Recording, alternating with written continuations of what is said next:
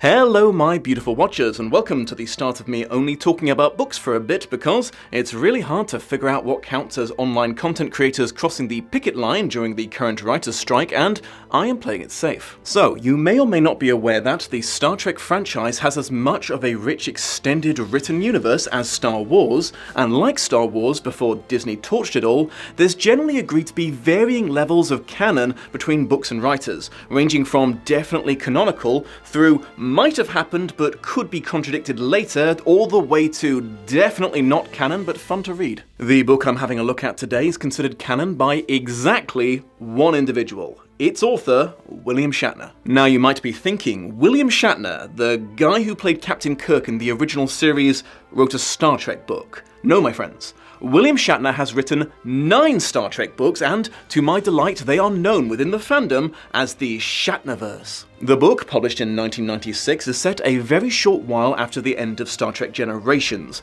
the movie in which they officially killed off Kirk, and I am 99.9% sure the primary reason for this book's existence is Shatner didn't think that falling off a bridge was a grandiose enough death for his character. There's no acknowledgement of co-writers on the cover, but if you check inside, you can see that Judith and Garfield Reeves-Stevens helped Mr. Shatner realize this vision. I first read this book when I was in my early teens, and it has been living rent-free in my head for the subsequent 20 years because it is one of the most glorious examples of unbridled, unapologetic ego in book form that I have ever come across. Like, I can't say for certain what's going on in Shatner's head, but it seems pretty clear to me that there's been some blurring going on regarding the line between William Shatner and James T. Kirk in the man's head, and as a result, Kirk is OP as fuck in this. Keep in mind that this is 60-year-old, slightly chunky, is probably wearing a toupee Kirk when I tell you that in this book that Shatner wrote, he out-batlifts Worf,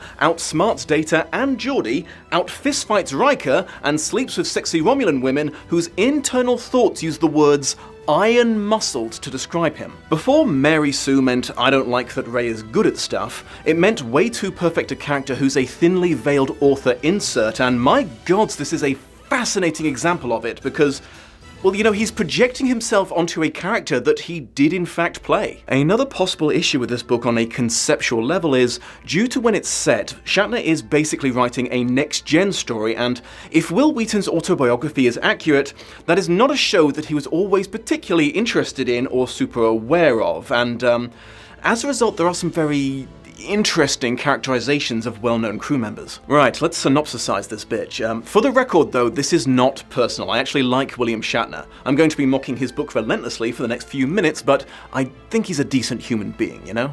Anyway, make it so. After recovering Kirk's death in the movie from his perspective, we cut to Commander Riker overseeing the cleanup of the remains of the Enterprise D and the collection of Kirk's body for burial somewhere that isn't under a bunch of rocks on a random planet. Spock shows up to pay his respects, which is apparently a bit hard to justify because at this stage in the timeline, everyone's favorite Vulcan was deep undercover on Romulus, attempting to persuade the entire species to be more chill, but Shatner handwaves the issue by saying Starfleet moved mountains to get him back there because he and Kirk are just that important to them. Anyways, a group of Romulans show up in a stolen Derridex-class starship, captained by a sexy descendant of the guy that Kirk blew up in the very first introduction of the Romulans in the original series. She apparently mutinied and stole a small fleet of warbirds because she wants to start a war between the Star Empire and the Federation to get revenge for her family's dishonor.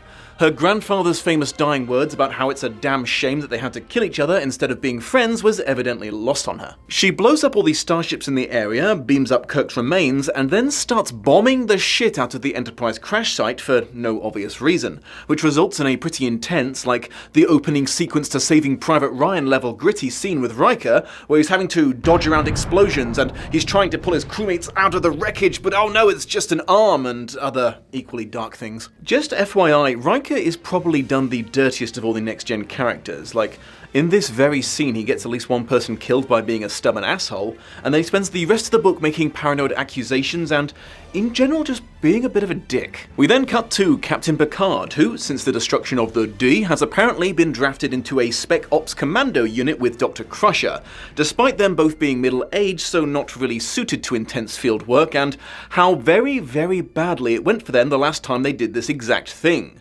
Do you guys want 5 lights? Because this is how you get 5 lights. He's flying around in the Monitor, a Defiant-class ship like the little guy from Deep Space Nine, but way cooler because this one's painted black. After a very Robert Heinlein Starship Troopers-like jump down to the planet in battle armor, Picard and a highly trained team of red shirts go to investigate a Federation outpost that they suspect might have been assimilated by the Borg and discover that, yes, it has indeed been assimilated by the Borg.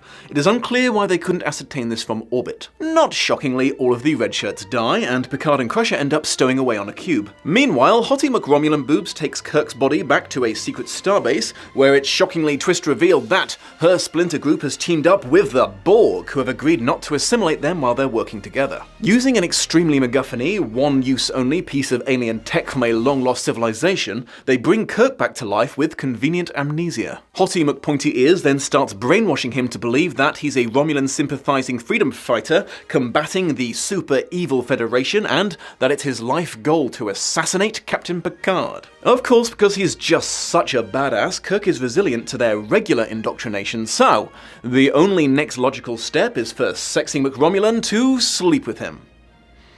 I feel like I missed a step there, but is anyone surprised that Shatner wrote Kirk getting laid into the story? What is slightly more surprising is she demands her ex-boyfriend, who has been assimilated into a Borg drone, watch the entire thing in an attempt to get a rise out of him. So, yeah, Kirk has sex with a Romulan while a Borg watches, which, if you know the Borg's whole deal, means the entire collective of billions are all watching. I mean, I'm not, shocked that the man who wrote a catgirl aggressively riding him into a script has some weird fetishes, but still, cuckoldry and voyeurism on a galactic scale is still impressive. Because Picard has been flying incognito mode for a while, Kirk starts his quest to find and kill him by tracking down his old bridge crew and demanding info from them. This is where Shatner's overinflated opinion of the abilities of his 60-year-old character really start kicking in, because he starts with Worf, who's vacationing on Kronos, running naked through the woods, bare-knuckle fist-fighting large predators,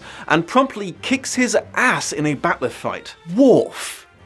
Worf, who came first in a planetary Klingon bat'leth tournament. Worf who killed Gowron in one-on-one combat. Worf who punched his way through an entire squad of Jem'Hadar. Worf who always brings a sword to a phaser fight. Worf who spends all of his free time practicing with Klingon weapons, gets absolutely wrecked by Shatner, Kirk. Of course, Worf doesn't know where Picard is, so he moves on to Geordi and Data. He outdraws Geordi with a phaser like a space gunslinger, then disables Data, only to discover they don't know where Picard is either. BT dub, Shatner establishes that Data is being an absolute diva because he's still getting used to his emotion chip and having constant adolescent emotional mood swings and meltdowns. It's kind of a weird take, I didn't like it. Eventually, all the people who have had their asses handed to them by a sexagenarian meet up on Deep Space Nine, which could not possibly have been the most convenient place for it, but you gotta get them cameos in, so they can compare notes on what's going on. Riker accuses Spock of treason for, no fucking reason. I really don't think Shatner likes this character very much. Spock, in his infinite logic, decides the best way to figure out what's going on is to allow himself to be kidnapped by Romulan terrorists and just hope that they lead him to whoever's puppeteering Kirk, and then hope he can escape alive afterwards. Shockingly, this backfires because he's immediately picked up by the Borg and taken to a super-secret base of theirs that exists within Transwarp, which is never really explained. The Borg are capable or not capable of whatever Shatner needs them to be in this. Conveniently, Picard and Crusher end up on the same base, and despite all logical expectations, they actually do pretty well for themselves there because Picard puts on a pretend Borg face thing, and the collective is like, yep, seems legit. Welcome back, Locutus. Do you need anything? Some Earl Grey tea? A lift back to the Federation? Just name it, buddy. Spock also escapes assimilation because, well, the Borg kind of get confused and decide that he's already assimilated, which doesn't make a lot of sense at first, but don't worry, it also doesn't make a lot of sense later when it's explained. Spock and Picard see each other across a crowded Borg room, and both assume that it's the other one that has secretly been assimilated this whole time, then individually use their cunning disguises to commandeer Borg scout ships and head home. Meanwhile, Kirk shows up on DS9 to interrogate Riker, and while he of course kicks the shit out of the man half his age, he is eventually taken down, though it takes half the cast to do it. Dr. Bashir scans him and he finds a Borg chip in his head, and it kind of looks like Kirk is going to die when he tries to remove it, but fortunately Old Man McCoy shows up with his 140 years of medical knowledge to save the day. Cards on the table, if I were having brain surgery, I would actually be less confident in the man who got his medical degree in the previous century, but whatever. While he's recovering, Picard and Spock arrive and start simultaneously accusing each other of secretly working for the Borg. Like, they literally point at each other and call each other traitors in unison, like they're in a bad sitcom. At this exact moment, the Romulans decide to attack, and Kirk pops up, stunning everyone except Picard, and is like, "Surprise, the chip was just decorative, I'm still indoctrinated, and I'm going to kill you, Jean-Luc." Surprisingly, Picard is like the only guy who can hold his own in a fistfight against OP Kirk, I guess due to the power of captaincy, and they sort of reach a stalemate until the monitor drives off the Romulans, and everyone wakes up. They finally undo Kirk's brainwashing and establish Spock and Picard's innocence with a three-way mind meld. They do a three-way mind meld, and it finally clears everything up. Spock then realizes why the Borg were cool with him. Now, bear with me and remember that this is Shatner's idea, not mine. Now, you know V'Ger from the motion picture, the Voyager space probe that went through a wormhole, landed on a planet of living machines, was upgraded to be self-aware, then came back and nearly destroyed Earth. Well, according to this book, the race of robots that messed with it were in fact the Borg, which used to be a pretty common fan theory that's been kind of disproved and discarded over the years, but Shatner clearly liked it, so we're gonna go with it. Now, because Spock mind-melded with V'Ger, he now has permanent mental Borg stank on him, which confused the collective. I did try to warn you how little sense this made. The team then gets some good news and some bad news. The good news is, a happy side effect of all this mind-melding shenaniganery is the gang has now learned the secret location of the Borg homeworld, and the super brain that's running the whole collective. The bad news is, it looks like Kirk's return to life is only temporary, and he only has a few days to live, but he can at least finish this one last mission, so they're given temporary command of the Monitor so they can go and blow shit up. Her former captain temporarily renames the ship the Enterprise, including speed painting that on the hull. We then cut to sexy Romulan McThicklegs prepping a combined Romulan and Borg fleet for an invasion of the Federation. Shatner continues to share kind of weird ideas of how the Borg work by revealing that the classic colossal Borg cubes that we all know and love are actually made up of thousands and thousands of much, much smaller cubes that come together when it's go time, like the Power Rangers forming the Megazord, creating almost infinite redundancies of critical systems. Which is an interesting idea that we 100% know can't be true, because we've seen inside Borg cubes and there are way too many wide open spaces for it to make any sense whatsoever, like there would be hulls every 3 meters. Using the power of archaeological knowledge, it is a long story, Data and Georgie invent a big space pulse weapon which temporarily knocks out all of the Borg and the Romulans, which, holy shit, that could have saved tens of thousands of lives if they'd come up with it before War 369, but better late than never, I guess. Dramatically, the only ship to overcome this scrambling is Hottie McPointy Ears, and they have a one-on-one battle, which Kirk eventually wins by flying the ship into the gap at the back of the Romulan cruiser and then spinning around to destroy it, which is an incredibly goofy way to kill off your main villain and shows an unbelievable lack of understanding of the scale of these types of starships. Because their weapons are inconveniently offline, Kirk and Picard beam down to the planet to look for a way to blow up the Borg brain, which they do almost immediately after a bunch of dad jokes where they're like, "After you, Captain." No, after you, Captain, LOL. It's a lever, by the way. They find a lever that if you pull it, it blows up this entire branch of the Borg collective. I mean, I know Star Trek is a bit notorious for convenient self-destruct options, but that is a bit ridiculous. Meanwhile, in space, shit gets just so weird that I'm not even sure I can describe it to you, so I'm just going to read it to you verbatim. Once again, the cube ships are reassembling themselves, not into larger cubes, but into other, more ominous shapes. Some long and bristling with disruptor cannons, some reassembling themselves with twin nacelles formed as if from a child's set of building blocks. They are adapting to us, Worf marveled. Mr. Shatner, if you're open to notes, no, making Lego block versions of what you're seeing isn't adapting.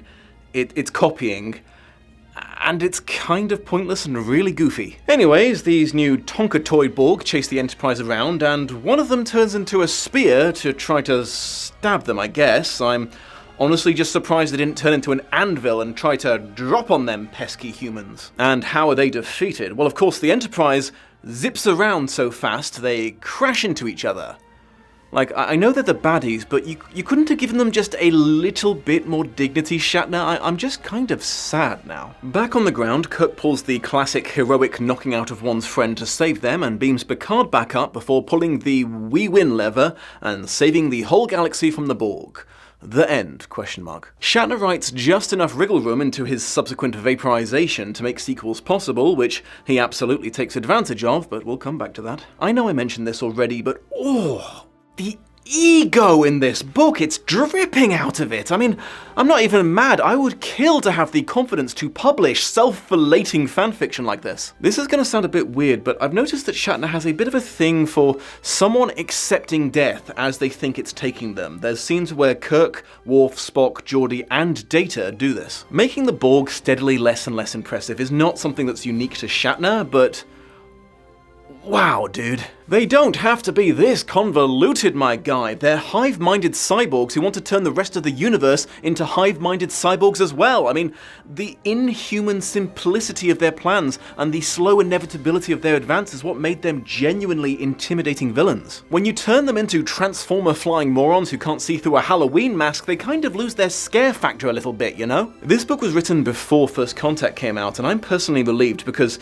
if they'd introduced the Borg Queen before, you know Kirk would have banged her in this too. So yeah, this was not the first or last time that Shatner wrote Star Trek fanfiction, and believe it or not, I have it on good authority, and by that I mean resident Star Trek expert Jessie Gender told me, definitely check out her channel, that this book is actually one of the more tame stories regarding Shatner making Kirk the most important, strongest, fastest, smartest badass in the universe. Yeah, it actually gets worse. He becomes Space Jesus.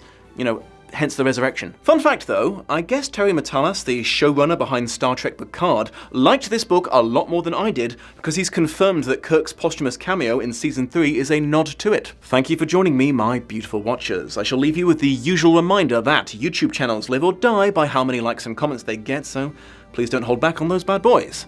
Live long and prosper, and I hope to see you next time.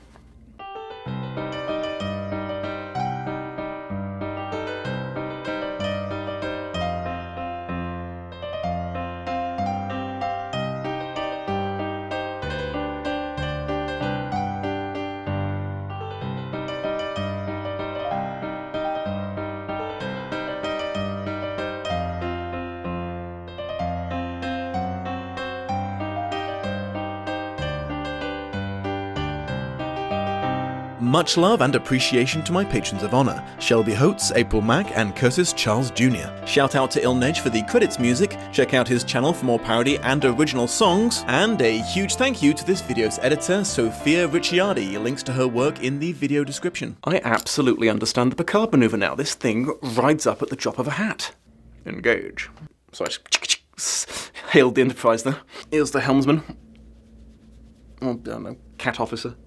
Making all these boob jokes. That's why I'm stumbling. My brain is just like, Dom, you're better than this. But I'm not. Ah, my bones!